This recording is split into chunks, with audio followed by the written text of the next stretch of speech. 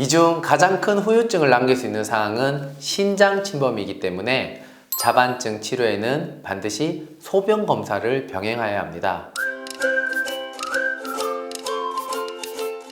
안녕하세요. 오직 피부만을 치료하는 생기한의원수 원장 이명기 원장입니다.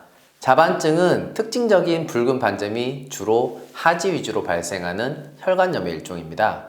육안상 쉽게 구별이 가능한 질환이기 때문에 진단과 감별이 어렵지는 않습니다. 하지만 자반증은 단순한 피부 질환이 아닌 혈관염의 일종이기 때문에 눈에 드러나지 않는 몸 내부의 증상이나 혈관 침범을 주의해야 합니다. 자반증 제대로 알고 제대로 대처해 보실까요? 자반증은 크게 혈소판 감소, 응고 이상에 의한 자반과 혈관 장애성 자반으로 구분됩니다. 혈소판이 감소하거나 혈장 성분 중 응고인자 이상으로 인해서 출혈 경향이 나타나 자반이 발생합니다. 이러한 경우에는 원인이 되는 혈소판 수치와 혈액 응고능을 정상화시키면 자반이 소실되게 됩니다.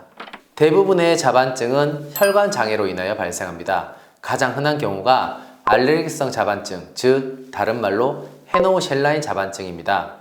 주로 소아에게 발생하는 이 질환은 사진과 같이 주로 하지에 나타나는 붉은 반점이 특징입니다. 이 붉은 반점은 출혈입니다. 문제는 이러한 출혈이 피부 혈관에서만 발생하는 것이 아니라는 것인데요. 출혈이 소화기에 발생할 경우 복통, 혈변, 구토 등의 증상이 관절 주변 조직에 발생할 경우 관절통이, 신장에 발생할 경우 혈뇨와 단백뇨가 생기며 심하면 신부전으로 진행할 수도 있습니다. 이 중 가장 큰 후유증을 남길 수 있는 사항은 신장 침범이기 때문에 자반증 치료에는 반드시 소변 검사를 병행해야 합니다.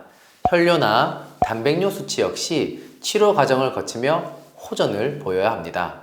일반적인 호전 과정은 자방 증상의 발생 간격이 매일에서 2일 간격, 4, 5일 간격 등으로 늘어나는 형태로 나타납니다. 또한 자반 발생 시 생기는 자반의 개수와 범위가 점점 줄어들어야 합니다.